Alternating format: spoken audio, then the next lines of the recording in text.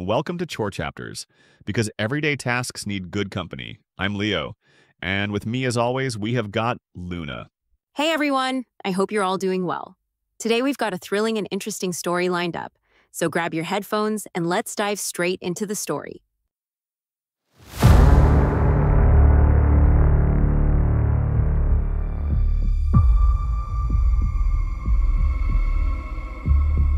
Okay, let's unpack this. Imagine a really grand, opulent hotel, a beacon of luxury right in the heart of San Antonio, Texas. It once welcomed presidents, Hollywood stars. Big names. Exactly. But behind that elegant facade, there's this chilling secret. A brutal, unsolved murder that basically forever stained one of its rooms. A dark shadow. Yeah. Today, we're diving deep into the mystery of the Gunter Hotel's unseen guest. What's truly fascinating here, I think, is how just one single unresolved crime can, soak into a place so thoroughly. Right. It becomes part of its fabric, Yeah. blurring the lines between, actual history and this chilling legend that grows up around it. So our mission in this deep dive is really to walk you through the documented facts of this grim event, look at the perplexing questions left unanswered, There are so many. and also touch on those persistent paranormal reports that keep this story alive for you decades later. We've pulled together some really compelling sources for this one. We're talking police records, historical accounts, even firsthand experiences and paranormal investigation reports. A real mix. So, yeah, prepare for a journey into one of America's most enduring and, frankly, unsettling true crime mysteries. Okay. Let's start with the hotel itself. The Sheraton Gunter Hotel, though it was just the Gunter Hotel back then, a really prominent historic San Antonio landmark. It wasn't always the Gunter, though, right? Its roots go further back. Right, to the Frontier Hotel in 1837. But the grand, kind of palatial structure we think of today, that was officially dedicated November 20th, 1909. And it was huge for its time. Oh yeah, the largest building in San Antonio. Known for elegance, prestige. You had Hollywood royalty staying there. Mae West, Tom Mix, Roy Rogers. John Wayne, Gene Autry. All of them, even presidents. FDR, Truman, they were guests. And that level of prestige is, well, it's crucial context, isn't it? Oh, so. Because it creates such a stark contrast with the horror that unfolded later. This wasn't some rundown motel on the edge of town. No, definitely not. It was a symbol of high society. Makes the crime scene even more shocking, more sticky in the public memory. Absolutely. So, into this picture of luxury, in early February 1965, comes a new guest. His stay would become, well, infamous. February 2nd, around 5 p.m., a man checks into room 636. He uses the alias Albert Knox, gives a fake Ohio address. Checks in alone. He checks in alone, yeah. But over the next few days, hotel staff see him pretty frequently, always with a striking blonde woman, sometimes described as a lovely young lady, maybe in her 30s. So not entirely alone after check-in. Not at all. And interestingly, they had apparently been seen having dinner together at Sheila's Delicatessen the day before he even checked in on February 1st. Okay, so there's a connection established even before he gets to the room. Right. Now, as investigators found out later, Albert Knox was actually Walter Emmerich. He was about 37, 38 years old. An unemployed accountant, lived locally. Yeah, with his mother and stepfather in San Antonio. He was a veteran, too, and apparently really struggled after coming home. Okay. Our sources paint this picture of a guy with a disturbing pattern of deception and violence. Like what? Well, a history of legal trouble. Multiple jail stints for forgery, left a trail of bad checks. Right. He apparently went on these week-long, sometimes month-long, drinking binges. He'd check into downtown hotels, drink, dance, pick up prostitutes. A double life, almost. Kind of. But here's the weird thing. Despite these really dark tendencies, apparently several women found him quite charming. And that's what's particularly chilling about Emmerich's background, isn't it? This juxtaposition. Yeah, the charm and the darkness. You have the outward charm, maybe, but underneath, there's this history of deception, escalating criminal behavior. Yeah. It wasn't just, a troubled vet. No. This was someone whose life showed a really unsettling path, hinting at this hidden darkness that was, well, about to explode. Okay, fast forward to the afternoon of February 8th, 1965. A hotel maid, Maria Luisa Guerra, is doing her rounds. She sees the Do Not Disturb sign on room 636, figures it's probably just an oversight, so she goes in, and what she finds, it must have haunted her forever. She finds Emmerich, still known as Mr. Knox to her, standing by a bed just completely soaked in blood. Oh, my God. The report says the entire room carpet, bathroom walls, and bed was covered in sticky remains of the woman's lifeblood. I can't even imagine. Maria Guerra screams, obviously. And Emmerich, he's clutching this blood-soaked bundle of sheets described as about a foot high, 20 inches wide. The bundle. Yeah. What was in it? Or presumed to be? Well, the implication is parts of the victim, maybe. He just puts a finger to his lips, like shushing her. Chilling. And then he flees the room, probably used the fire escape. And this is where the critical delay happens, right? The reporting. Exactly. It was catastrophic for the investigation. The maid, Maria, she's terrified, understandably. Because So she doesn't call the police right away. She tells another maid first. Then they find a bellhop. He finally tells the manager. So how long are we talking? It adds up to a precious 30 to 40 minutes passing before anyone actually called the authorities. 30 to 40 minutes? Mm-hmm. That's huge in a situation like this. Devastating. Right. How damaging was that lost time, really? Oh, incredibly damaging. That window gave Walter Emmerich ample opportunity to escape. And, crucially, potentially dispose of the victim's remains. Really, he clearly did. Exactly. It directly contributes to why this case is still technically unsolved. It's a stark reminder of how those initial moments, that human reaction to trauma, while totally understandable, can unfortunately have such a profound impact on an investigation's outcome. So when the detectives finally do arrive, maybe 10 minutes after that delayed call, the scene they walk into is just pure horror. Okay, lay it out for us. What did they find? Well, like we said, extensive blood everywhere. They found small bloody footprints, empty wine bottles, olives, cheese, a can of sardines, remnants of a meal or drinks. Personal items. Yeah. Cigar butts with lipstick on them, matching a smudge on a tissue, women's nylon hose, underclothing. Okay. Yeah. Evidence of the violence. Definitely. A .22 caliber shell on the bed, and a bullet slug lodged in the wall near a chair that was also bloodied. So a shooting happened. Right. And then the most gruesome discovery: small pieces of human flesh found in the bathroom. Oh, wow. Some reports even say in the plumbing. And there was this red ring around the bathtub suggesting it had been used to drain blood. Grim. Just unbelievably grim. Inspector Joe Hester, he stated there was, quote, very little doubt a murder occurred here. And the medical examiner? Dr. Ruben Santos. He confirmed the blood was human and stated emphatically this is key. No one could have lost that amount of blood and have walked away from the room. Okay, so here's the really interesting part. The big contradiction, right? The paradox, yeah. You have all this undeniable evidence of a brutal murder. So much blood. The signs of a horrific struggle and death. Exactly. Yet, no body.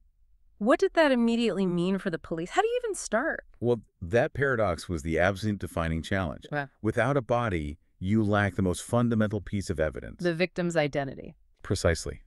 That immediately limits your leads. You can't easily connect it to a missing persons report. It massively complicates any potential charges down the line. Right. The blood volume screamed murder, but the missing remains just threw this huge veil of ambiguity over everything, an ambiguity that, well, it plagued the case for decades. Despite that, the police moved fast to figure out who Albert Knox was. How'd they do that? Fingerprints in room 636 were key. Plus, items he left behind a new suitcase. The cheese, sardines, wine he bought from Shiloh's. Connecting back to the deli. Exactly. And hotel staff identified him, too. It all pointed pretty quickly to Walter A. Emmerich. Okay. And as they dug into Emmerich's past, they uncovered his full criminal history, including something pretty critical, often overlooked. What was that? A 1944 conviction for rape. Happened in Yellowstone County, Montana. Wow. Okay, that adds a much darker layer. A conviction for rape years earlier. Yep. That's incredibly chilling, isn't it? Because it points to this long-standing pattern, an inclination towards criminal behavior, deception, violence. Right. It wasn't just forgery. No. It forces you to ask, was the Gunter incident really just an isolated act of rage?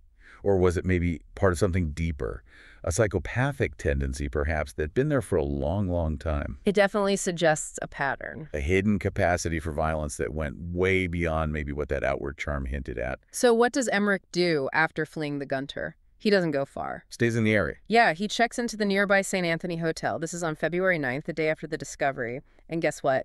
Uses another alias. Of course. Which one this time? Robert Ashley. Or maybe Roger Ashley, reports very slightly. Yeah. But here's the really bizarre part. He initially asks for room 636 at the St. Anthony. Seriously, the same room number? Yes. And when they told him it wasn't available, he apparently got visibly angry.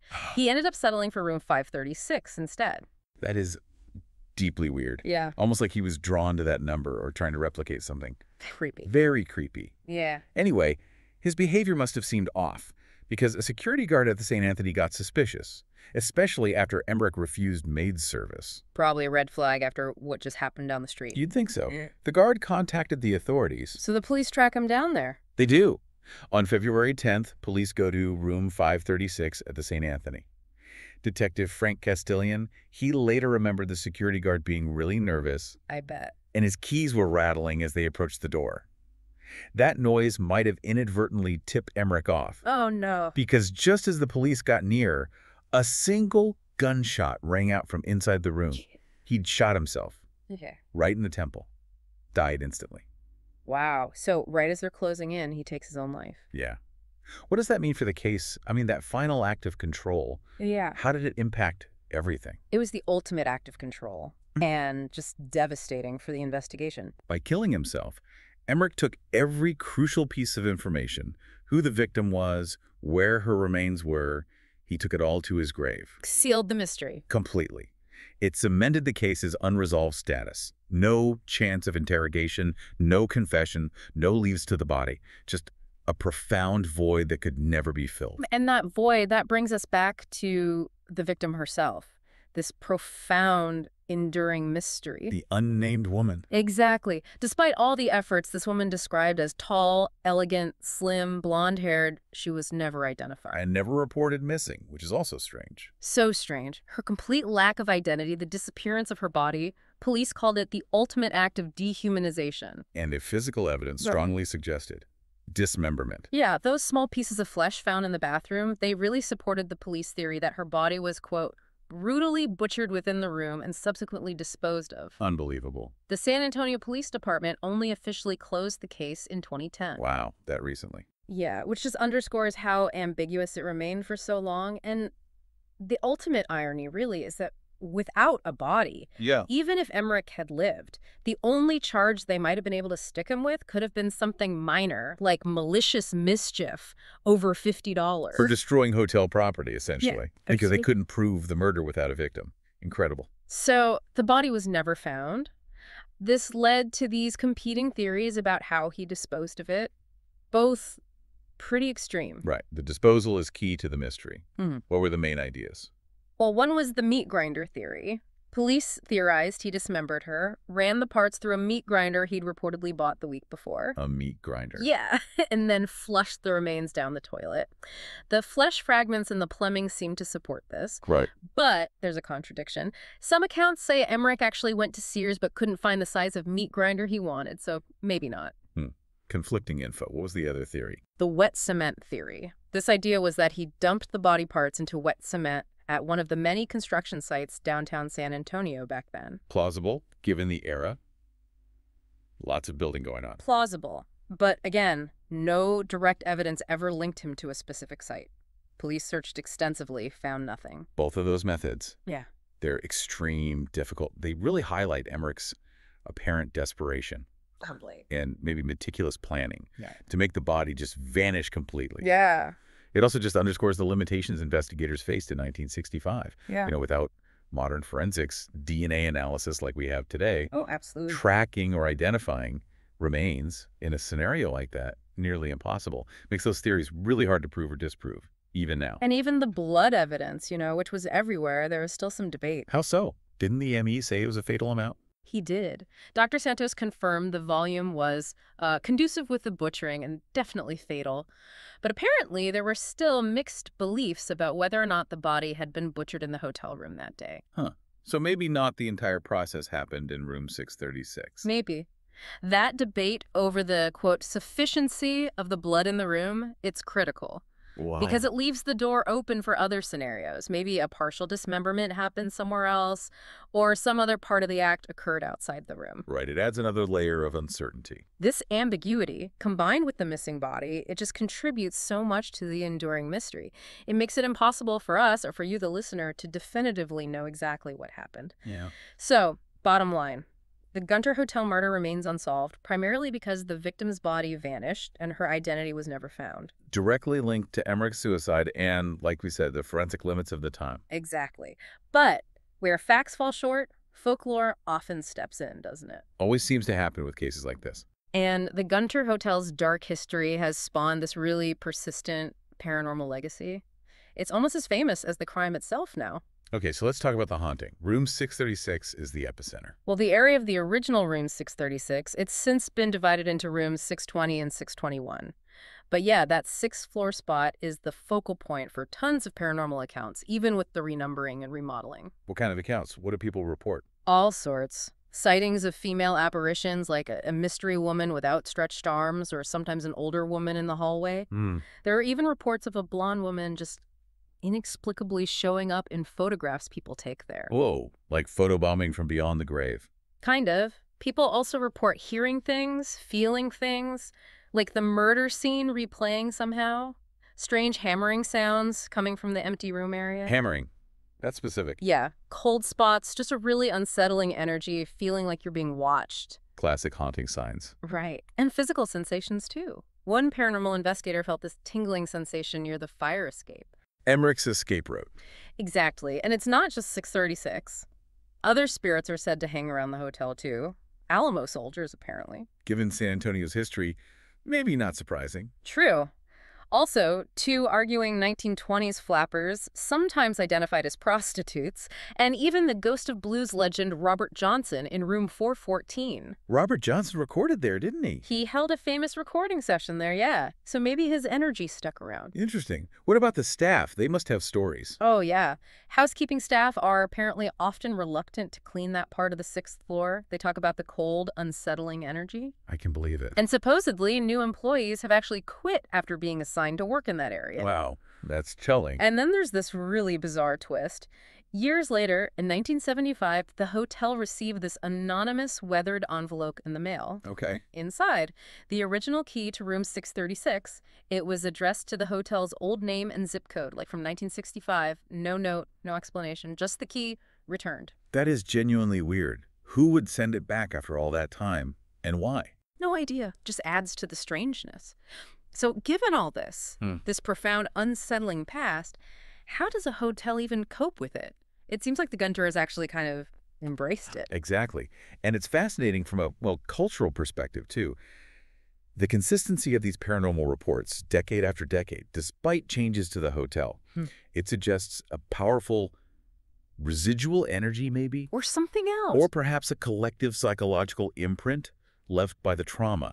It really shows how those unanswered questions, the sheer horror of the crime, have just woven themselves into the hotel's folklore. Creating an echo chamber. Kind of, yeah. An echo chamber of belief where new experiences, maybe easily explained otherwise, get interpreted through the lens of the legend, reinforcing it. The paranormal narrative, in a way, helps fill that void of factual answers we talked about. Yeah. It becomes integral to the case's identity. And you're right, the hotel has been pretty shrewd. By offering ghost tours, they've basically transformed this tragic chapter into a unique selling point. Turning horror into heritage tourism.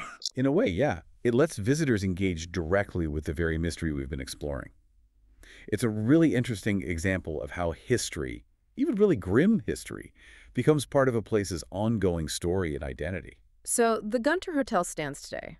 It's still this monument, in a way, to a crime that time just can't seem to erase. Yeah. Room 636, even though it's physically changed, renumbered, it still seems to hold the echoes of that brutal act, the missing victim, and the killer who silenced himself before he could ever reveal the whole truth. And whether you personally believe in ghosts or not, the mystery of the Gunter Hotel's unseen guest is a powerful reminder, isn't it? That some stories just won't fade away. Exactly. They refuse to be forgotten. They're forever demanding answers from these silent halls of history.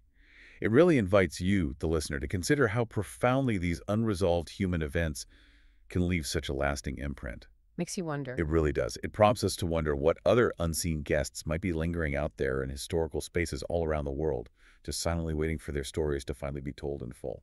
Thanks so much for listening, everyone. If you enjoyed today's episode, please like, share, and subscribe. It really helps us out. Until next time, take care and keep your chores company.